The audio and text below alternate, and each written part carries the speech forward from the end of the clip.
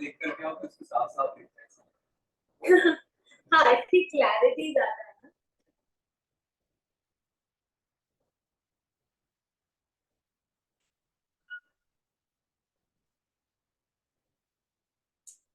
चलो कौन सा वाला पॉइंट किया अपन ने? फोर्थ। फिफ्थ पॉइंट डालो।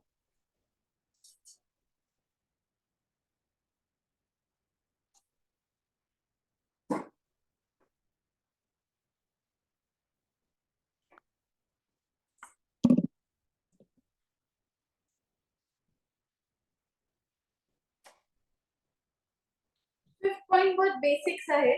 देखो कभी कभी क्या होता है, डेप्रिसिएशन ज्यादा क्लेम करने के चक्कर में एसेट की एक्चुअल कॉस्ट लोग बढ़ा के दिखा देते हैं। जितने में एक्वायर किया होगा उससे ज्यादा में एसेट बुक कर लिया, ठीक है, ताकि डेप्रिसिएशन ज्यादा क्लेम करने को मिल जाए। तो यहाँ पर अगर असेसिंग ऑफिसर को लगा कि एक्चुअल कॉस्ट आपने ज्यादा दिखाई है, तो वो अपने हिसाब से डिटरमाइन कर सकता है वैल्यू, ठीक है। जॉइंट कमिश्नर की वो अप्रूवल लेगा और फिर वो आपकी एक्चुअल कॉस्ट को खुद डिटरमाइन करेगा, ठीक है। बस इतना सा पॉइंट है ना। तो लिखो इसको, if any asset acquired at higher cost, higher value, if any asset acquired at higher value to claim depreciation on, to claim depreciation on higher value,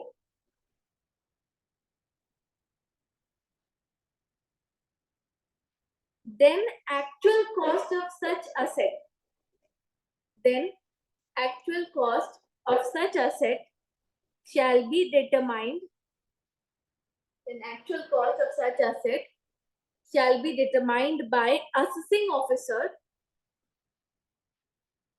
with the prior approval of, with the prior approval of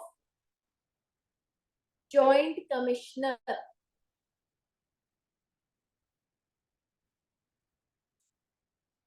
prior approval of joint commissioner।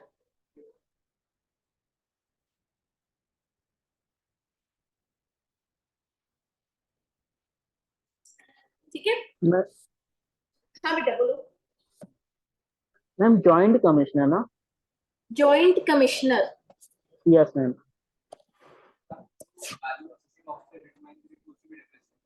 हाँ ठीक है, ये clear है। अब 6 point समझो। देखो ये सब ना लूप होल्स लोगों ने ढूंढे और फिर उस लूप होल को भरने के लिए ये सारे पॉइंट्स बनाए गए। अब एक लूप होल और क्या ढूंढा गया कि देखो मेरा एक एसेट है ना, मान लो बिल्डिंग ही है ना, इसको मैं क्या करती हूँ, इसको मैं पहले सेल कर देती हूँ, ठीक है, और फिर मैं इसको रीअक्वायर कर लेती हूँ, रीअक्वायर कर लेती हूँ मैं एट हायर रेट,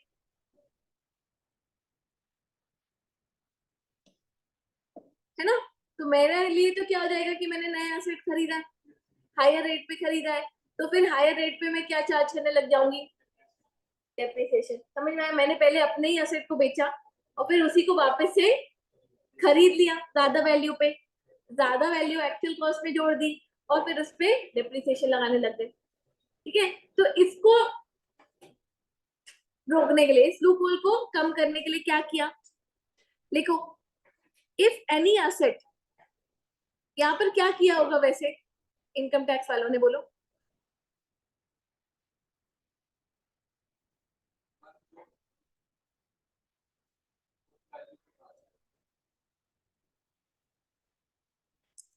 यहाँ पर बोला कि WDV low at the time of original transfer book value, ठीक है, या फिर acquisition cost low which ever is lower, ठीक है ना। तो अगर रीअक्वायर तुमने कम में किया है तो फिर तो हमको कोई प्रॉब्लम नहीं है, बट अगर तुमने WDV जो थी है ना at the time of transfer उससे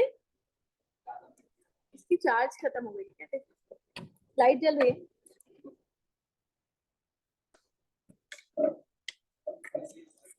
ऐसे बना, हाँ अगर WDV से WDV लेंगे, क्रॉस ऑफ एक्विजिशन नहीं लेंगे, WDV से ज्यादा में एक्वायर किया है तो फिर हम ज्यादा वैल्यू नहीं लेने देंगे तुमको एक्चुअल कॉस्ट में, हम WDV लेने देंगे। समझ में आया? ठीक है, तो लिखो इफ एनी असेट, क्या हुआ? तुम लोग को सुनाई दे रहा है? और तुम लोग थोड़ा सा कम बातें करो प्लीज। हाँ हाँ, फैन ऑफ कर दो।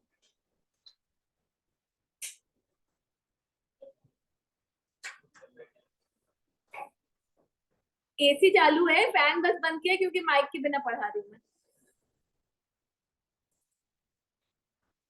चलो, if any asset transferred by assessee, if any asset transferred by assessee and after some time reacquired,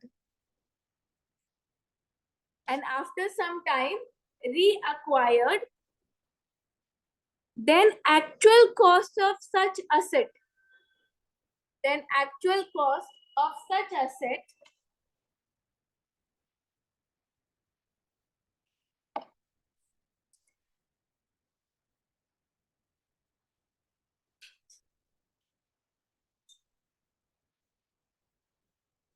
shall be, first point लिखो, first point WDV at the time of original transfer,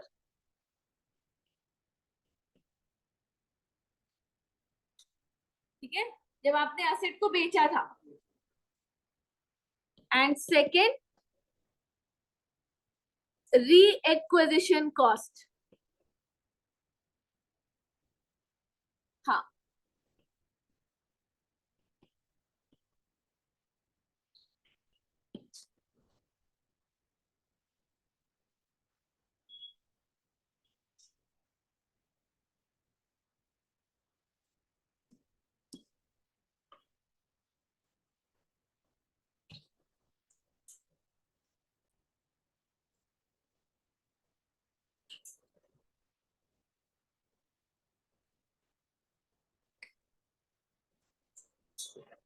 ये हो गया।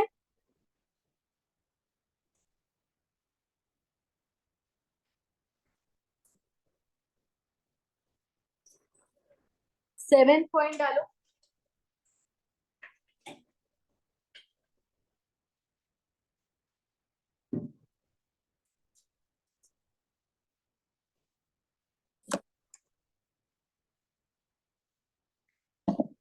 if any asset is acquired from any person, if any asset is acquired from any person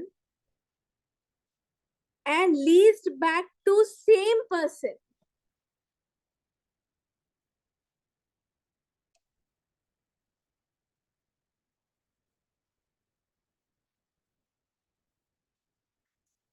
यहाँ पे क्या हुआ कि मैंने अपना एसेट, मेरा जो एसेट था वो पहले सेल कर दिया,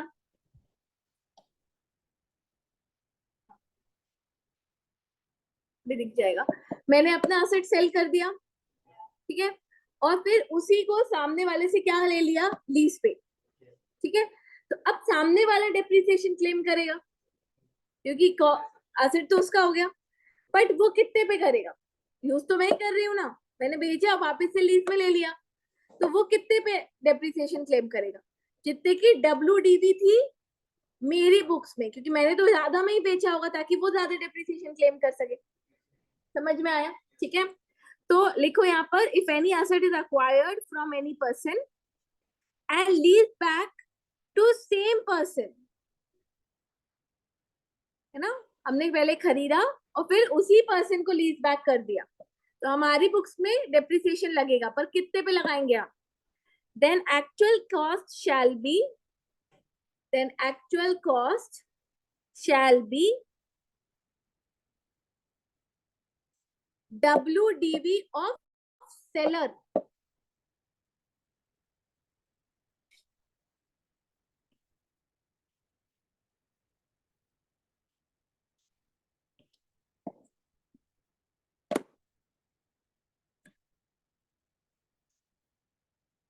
ठीक है,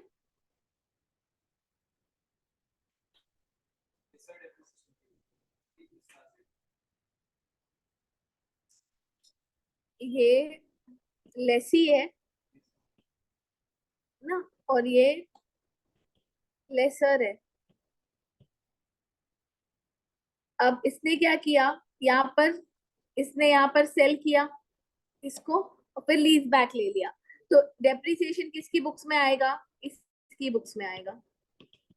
ठीक है, एक्चुअल कॉस्ट क्या लेंगे? WDV लेंगे ऑफ सेलर।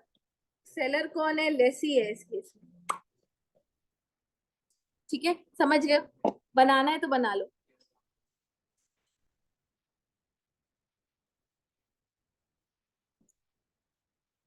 इसको बना लो, और प्लीज कोई एक जन जाके नीचे से चार्जर ले आओ यार, फोन का, फोन बंद होने वाला है मेरा।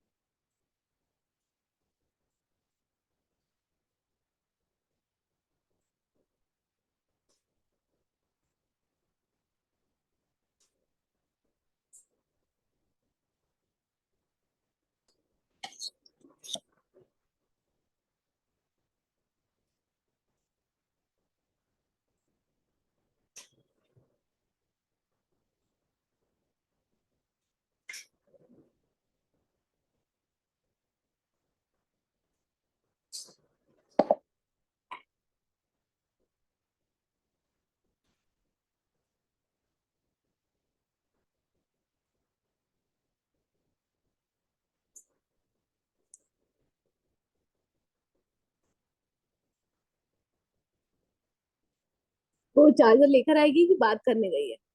ठीक है, आएगी तो पता चल जाएगा।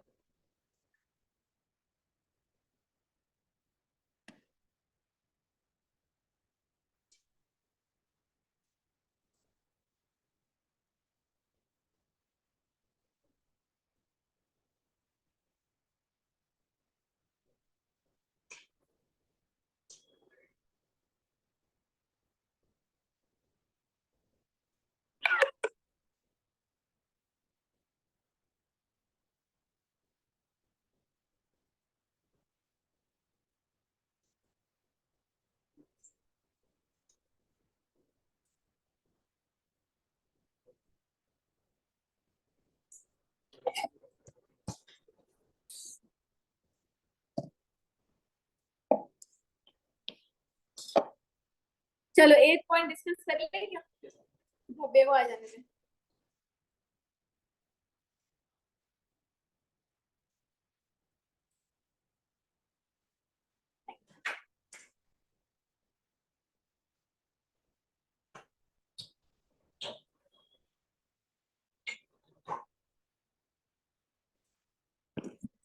चलो एक पॉइंट समझो।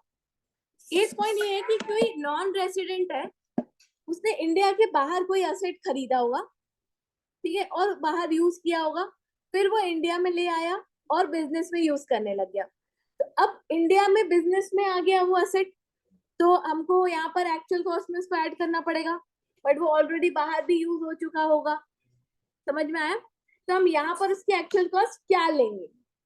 हम वैसे ही करेंगे जैसे हमने बिल्डिंग के केस में किया था, हम एक्चुअल कॉस्ट लेंगे और उस पर डेप्रिसिएशन माइनस कर देंगे एज इफ कि वो स्टार्टिंग से क्या था, इंडिया में यूज हो रहा था, अभी तक का डेप्रिसिएशन माइनस करके जो WDV आएगी उसको हम एक्चुअल कॉस्ट में ऐड कर देंगे। आई बात समझ में कि नहीं आई? आ गई? चलो लिखो, लिखो if any asset, if any asset acquired by non-resident, if any asset acquired by non-resident outside India, acquired by non-resident outside India, and that asset is brought into India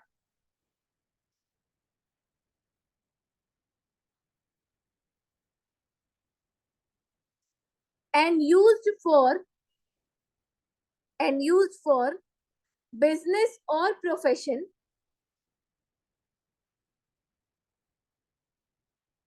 and used for business or profession purpose, business or profession purpose, then actual cost shall be,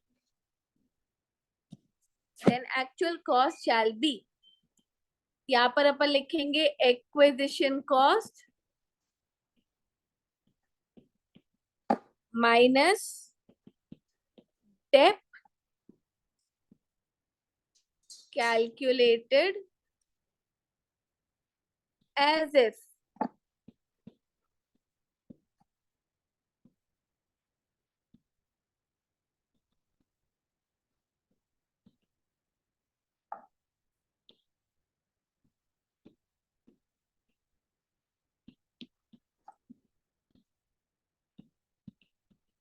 मतलब अपन को notional depreciation minus करना है।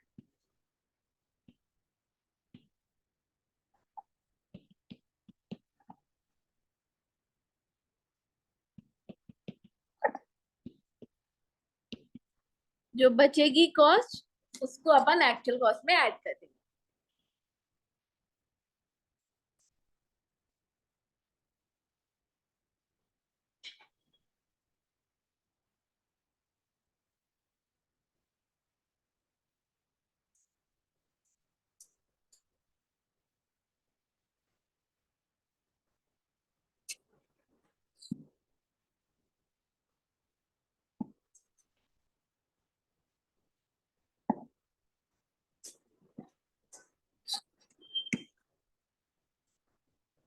Asset line includes two dynamic transfer.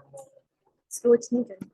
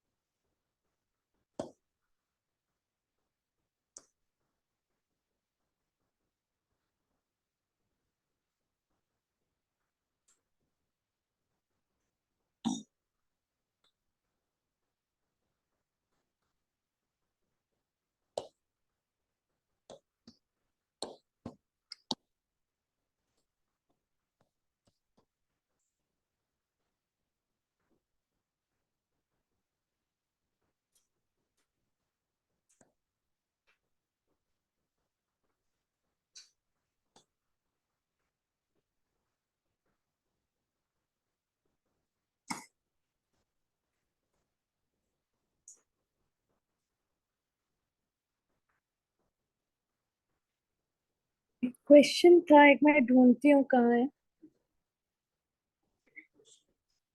Second है light and power का है क्या? Light power limited नहीं। हाँ ये वाला भी कर सकते हैं अपन।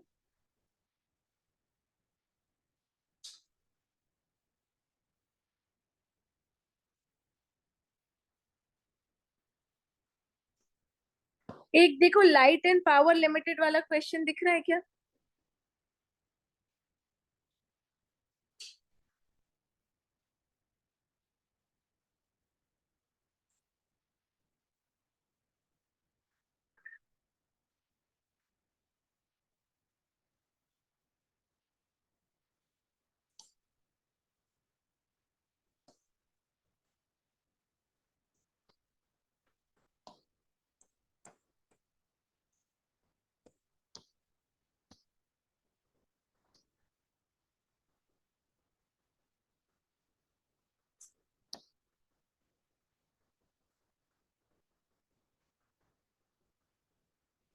नहीं, देखना पड़ेगा, सारे क्वेश्चंस इसमें आए नहीं है अभी। चलो सेकंड वाला तो कर ही लो, सेकंड वाला कर लो। Car purchase by D Soman, doctor Soman on 10th August 2020 for 5,25,000 for personal use is brought into professional use. ठीक है, when its market value is 2,50,000. ठीक है, क्या लोगे इसकी वैल्यू बताओ? 5,20,000 और उसी पे क्या लगा दोगे? डेप्रिसिएशन।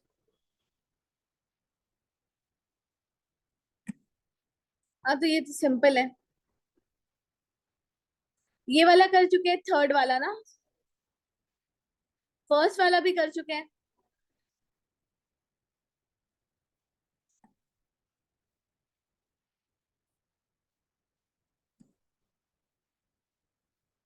चलो लाइट पावर वाला क्वेश्चन सेंड करूंगी, बट अभी अपन एक चीज और समझते हैं। पॉइंट नंबर 9 डालो, 8 पॉइंट तक लिखा था ना, पॉइंट नंबर 9 डालो।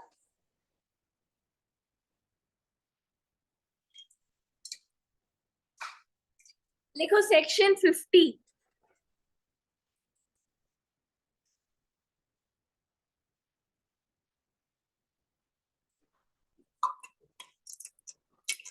I0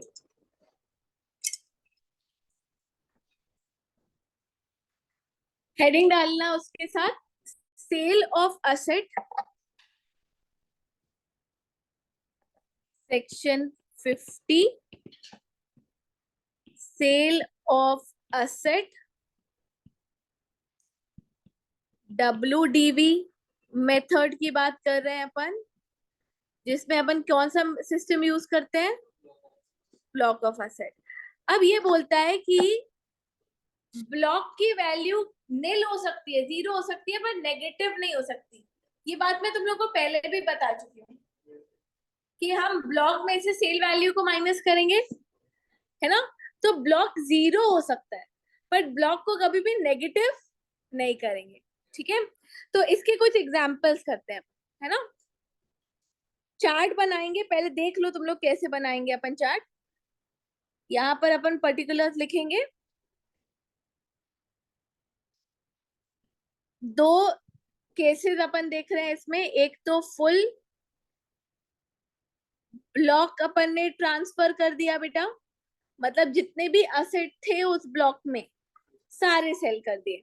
ठीक है, और दूसरा अपन सिस्टम केस बनाएंगे पार्ट ब्लॉक ट्रांसफर का। जैसे एक ब्लॉक के अंदर 5 असेट है तो हमने 2 ही बेचे। ठीक है, इसके अंदर केस 1 और केस 2, इसके अंदर केस 1 और केस 2। ठीक है,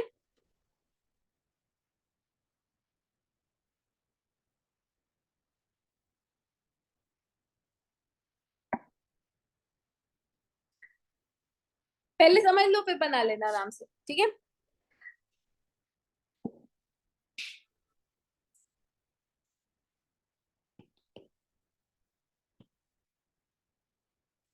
सबसे पहले मान लेते हैं अपन ओपनिंग WDV 6 लाख है, जिसमें कितने असेट्स हैं? 5। यहाँ पर मैं नंबर ऑफ असेट्स लिख रही हूँ। ठीक है, दूसरे वाले एग्जाम्पल में भी 6 लाख है, नंबर ऑफ असेट्स कितने हैं?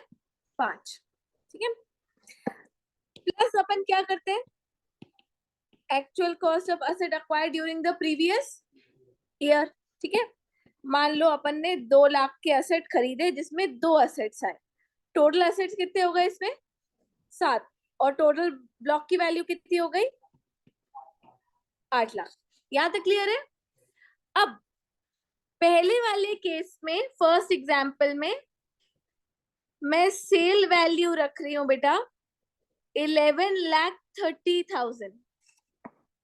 ठीक है, 8 लाख है फुल वैल्यू ब्लॉक की, और मैं पूरे ही असेट्स ट्रांसफर कर दे रही हूँ, पर कितने में ट्रांसफर कर रही हूँ? 11,30,000 में। तो अब क्या होगा? हम यहाँ से माइनस करेंगे सेल वैल्यू। हम पूरे 7 असेट सेल कर रहे हैं, पर हम यहाँ माइनस यहाँ से कितना करेंगे मैक्सिमम? हम 80 लाख माइनस कर सकते हैं। तो WDV कितनी हो जाएगी?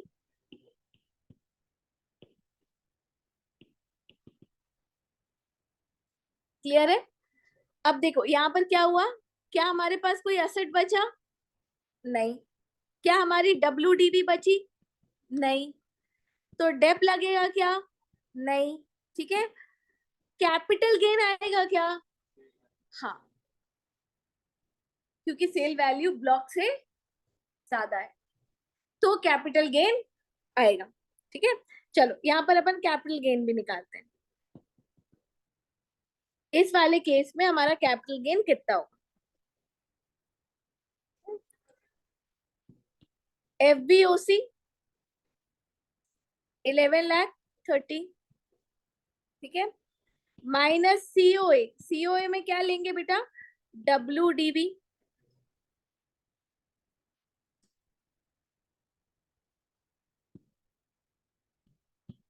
प्लस परचेज, मतलब फुल वैल्यू ऑफ ब्लॉक कितना?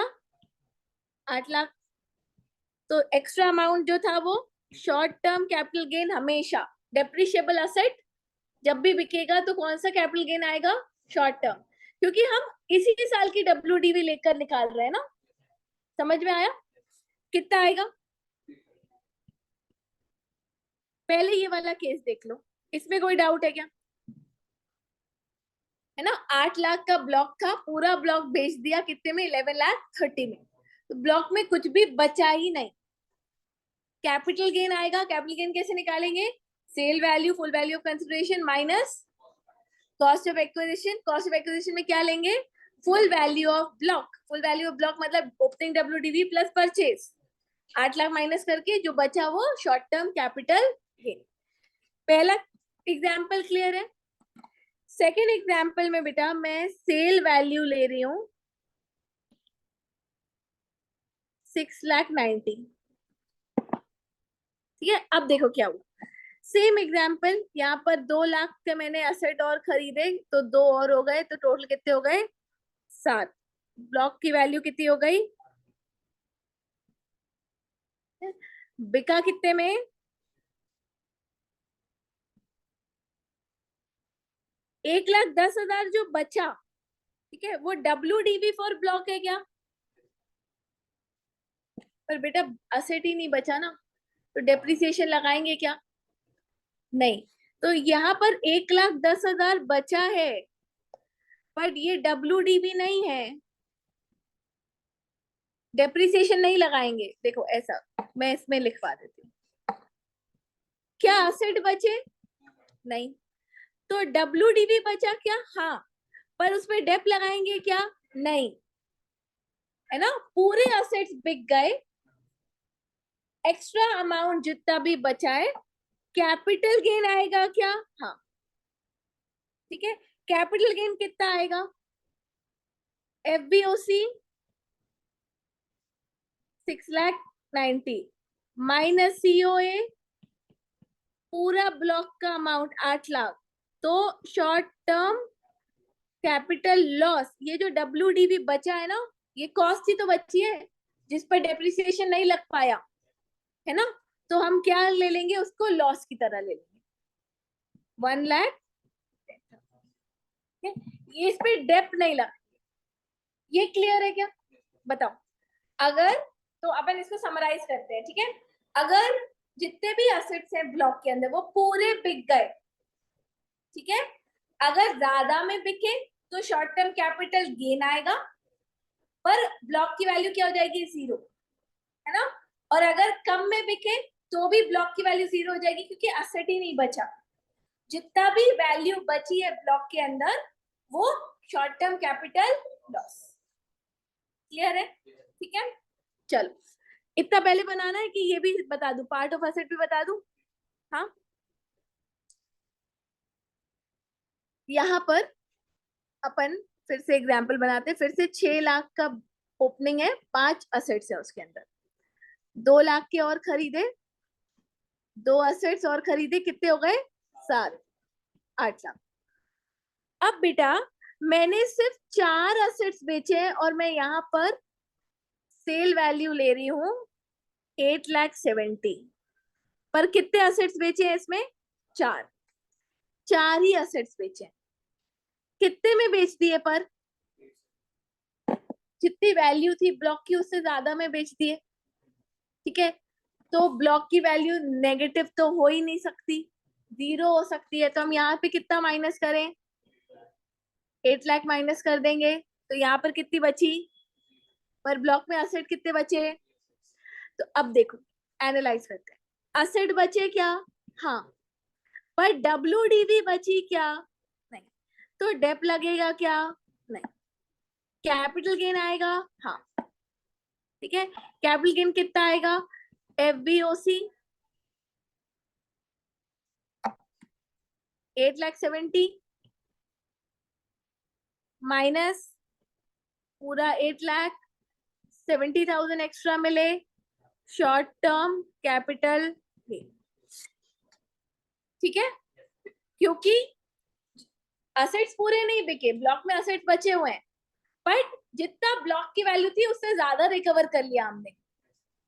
तो एक तो बचे हुए असेट्स पे अब कोई डेप्रिसिएशन नहीं लगेगा, दूसरा जितना भी एक्स्ट्रा अमाउंट आया है वो कैपिटल गेन में चला जाएगा।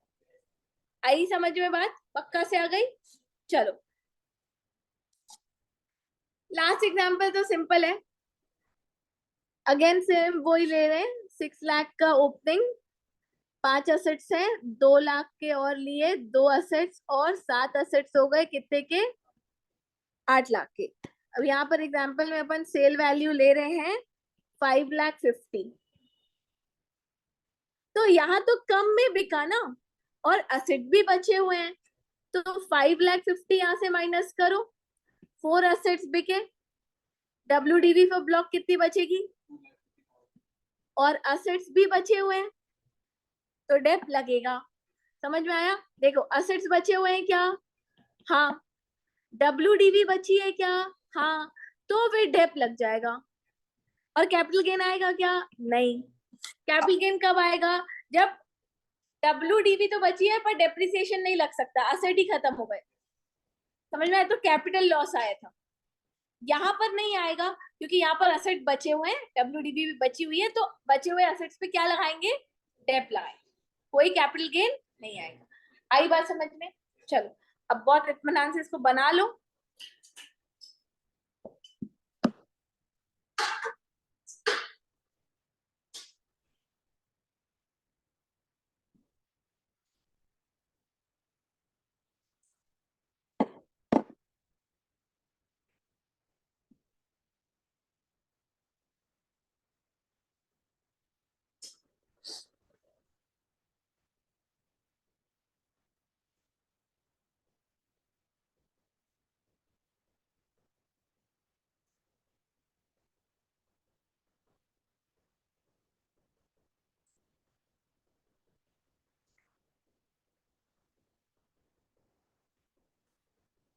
आज अपन डेप्रिसिएशन से जुड़ी हुई सारी बातें तो खत्म कर ही देंगे। ठीक है,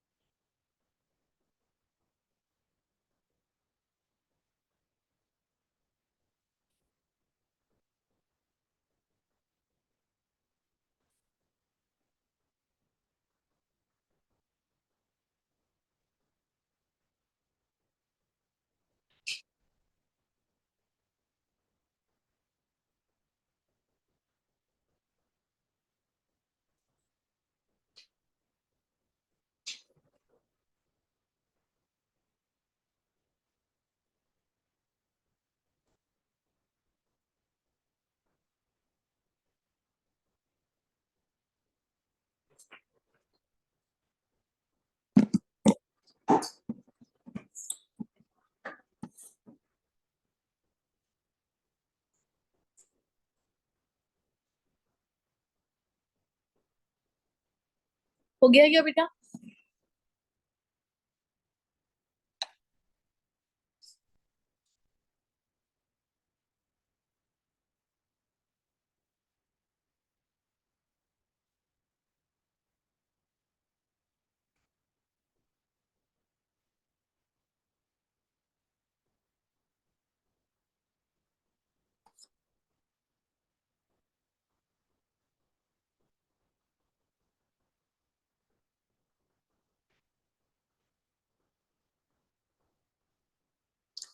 ठीक है, ये वाला जो था, ये कौन सा था? ब्लॉक ऑफ एसेट में अगर सेल होगी तो ऐसे ट्रीट करेंगे। ठीक है, अलग अलग केसेस कर लिए अपन ने। बट अगर अपन ने एसएलएम यूज किया, एसएलएम कौन कौन यूज कर सकता है ना? तो उनके केस में सेल के टाइम वो क्या करेंगे, क्योंकि वो तो इंडिविजुअल एसेट पे डेप्रिसिएशन लगा रहे हैं। ठीक है, तो अपन सेकंड इसी में उसका कर देखते हैं। हेडिंग डालो,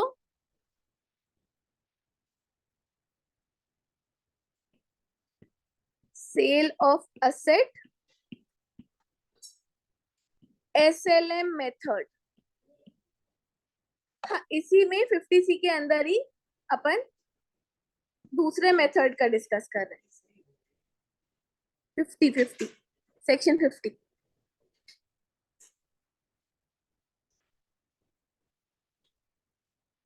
कौन सा सिस्टम फॉलो होता है? इंडिविजुअल।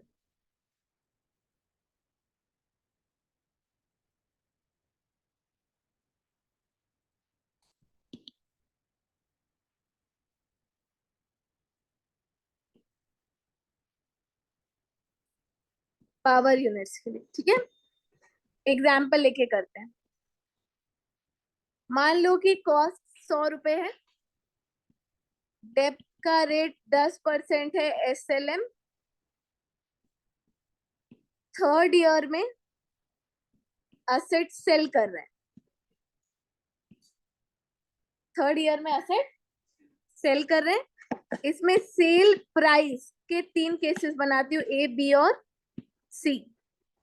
मान लो 72 में सेल कर रहे हैं, 89 में सेल कर रहे हैं, 110 में सेल कर रहे हैं। 3 केसेस बनाते हैं। ठीक है, हाँ, थर्ड ईयर की स्टार्टिंग। ठीक है, अब क्या होगा? सबसे पहले तो WDV निकाल लेते हैं थर्ड ईयर की स्टार्टिंग की। ठीक है, तो कॉस्ट कितनी है? 100 है ना? फर्स्ट एंड सेकेंड ईयर का क्या लगा होगा? डेप, इसको लेस कर दो। 2 साल का डेप 20 रुपए है ना, 10% के रेट के हिसाब से कितना बचा? अब एक एक केस का देखते हैं, ए, बी और सी। ए केस में सेल प्राइस कितना है? 72।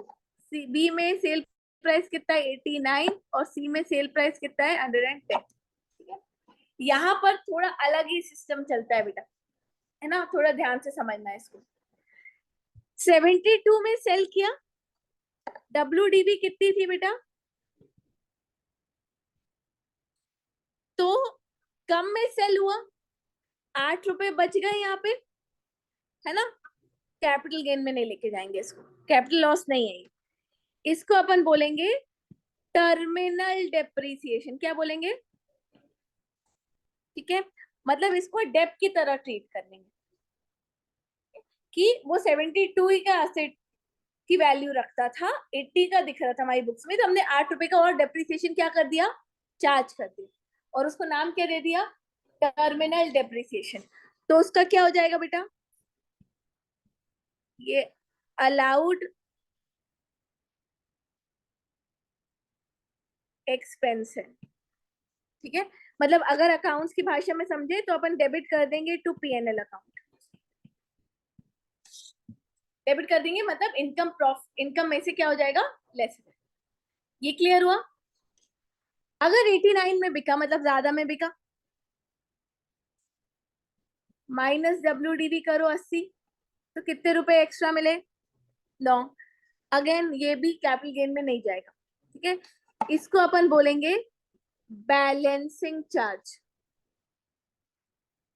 मतलब अपन ऐसा मानेंगे कि अपन ने इतना ज्यादा डेप्थ लगा दिया था 9 रुपए, ठीक है, PNL में क्रेडिट हो जाएगा, मतलब इनकम में ही जुड़ जाएगा, PGBP की ही, ठीक है। तो ये हो जाएगा taxable under PGBP, under section 41(2), ठीक है। अगर अकाउंट्स में के हिसाब से समझे तो PNL में समझ में आया, ये दो केसेस समझ में आ गए, ठीक है। थर्ड केस में थोड़ा सा इधर करती हूँ मैं,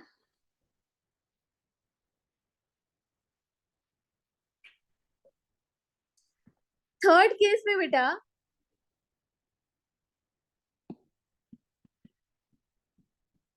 WDV कितनी है?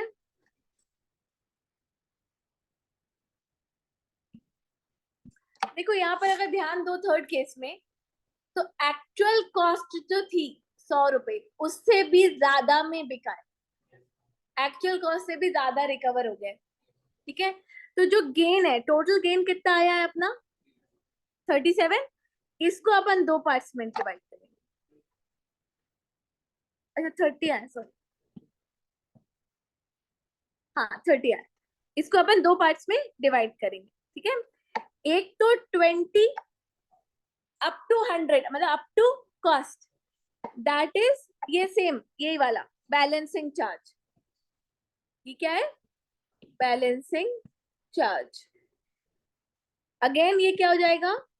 Taxable under PGBP। पर ये जो 10 रुपए मिले हैं, मतलब 10 रुपए कैसे आए?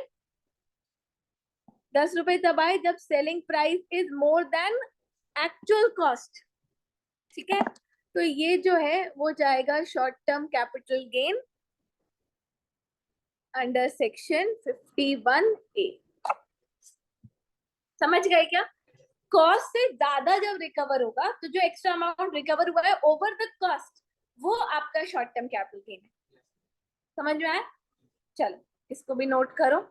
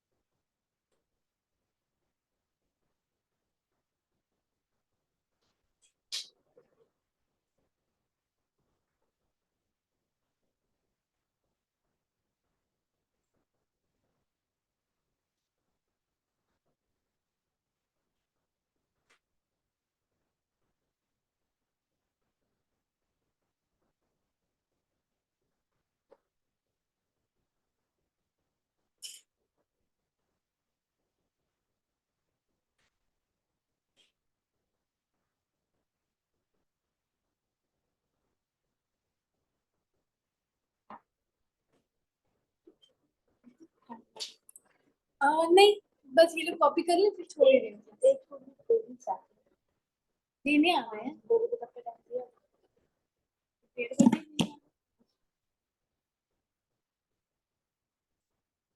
छुट्टी कर दे फिर मैं बात करती हूँ।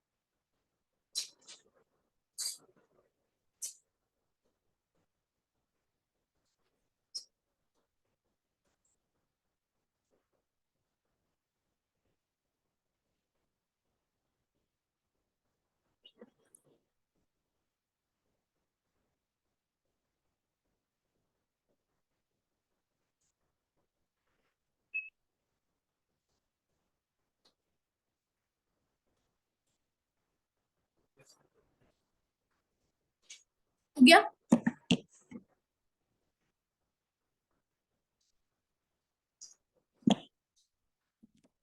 चलो कल कंटिन्यू करेंगे। अगली क्लास में पढ़ेंगे साइंटिफिक रिसर्च वाला।